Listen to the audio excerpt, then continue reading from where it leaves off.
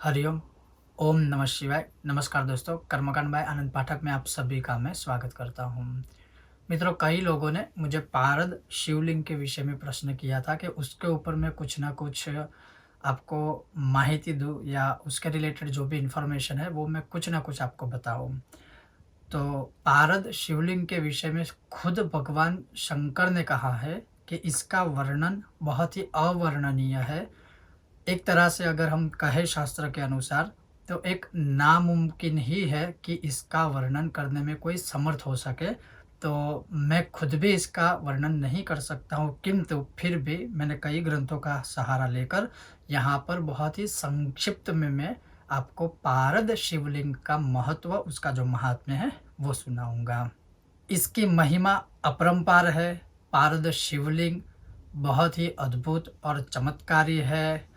पौराणिक कथाओं के अनुसार ऐसा माना जाता है कि पारद भगवान शिव का बीज है, वीर्य है।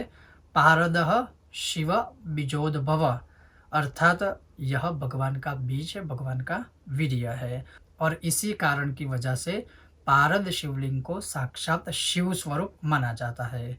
किंतु सदैव याद रखिए कि वह ओरिजिनल, असली होना चाहिए। अब उसकी पहचान कैसे करें, क्या करें, उसके विषय में कभी मैं विस्तार से, जब मेरे पास प्रैक्टिकली पारद शिवलिंग होगा तब मैं आपको बताऊंगा।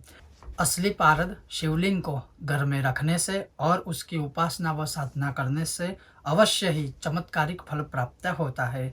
भगवान शंकर स्वयं माँ पार्वती को हिमालय के ऊपर बैठकर कहते हैं कि जीवन में कभी दरिद्रता नहीं आएगी जिसके घर में पारद का शिवलिंग उपस्थित या प्रतिष्ठित होगा।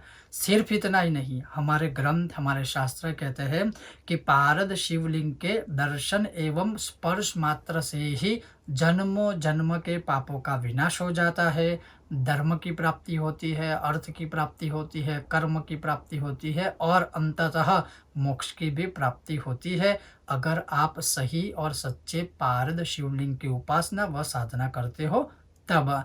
साथ में कुछ विद्वानों का ऐसा मत है कि पारद भगवान शिव का बीज, भगवान शिव का वीर्य रसोद्भव होने की वजह से ऐसा माना जाता है कि अगर घर में आप छोटा सा पारद शिवलिंग रखते हो तो उसकी प्राण प्रतिष्ठा करने की कोई आवश्यकता नहीं है, क्योंकि पहले से ही भगवान शिव इसमें साक्षात विराजित है। हाँ, अगर बड़ा सा शिवलिंग हो, किसी बड़े मंदिर में उसकी स्थापना करनी है तो वहाँ पर कुछ वेद दिए गए हैं कि उसकी प्राण प्रतिष्ठा अवश्य करनी चाहिए, किंतु घर में करने की आवश्यकता नहीं है। वो साक्षात अपने आप ही प्राण प्रतिष्ठित माना जाता है। अब उसका मैं छोटा सा आपको महात्म्य बता दूं।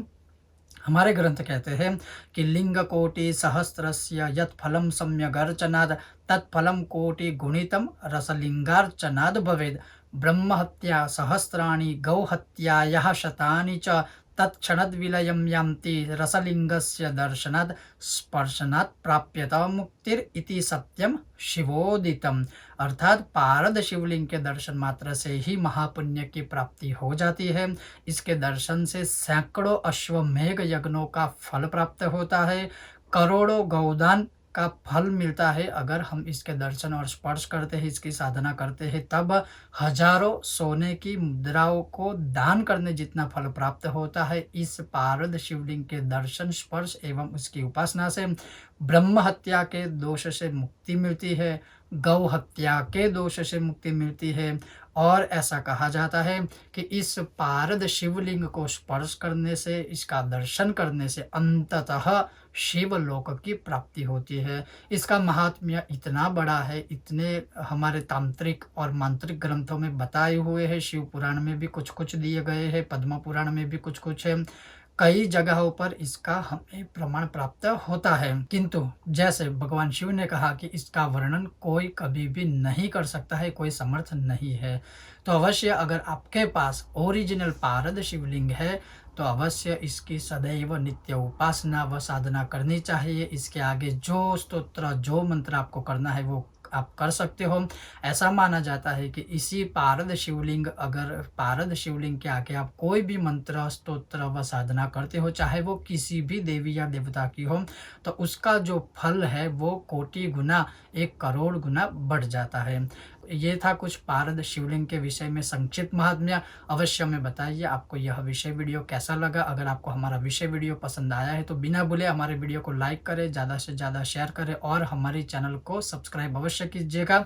साथ ही मैं आपको बताना चाहूँगा कि हमारे पास पारद शिवलिंग नहीं है, तो कृपया इससे रिलेटेड हमें कोई भी ईमेल, मैसेज, व्हाट्सएप या कमेंट मत कीजिएगा। आप सबका बहुत बहुत धन्यवाद। जय श्री कृष्ण।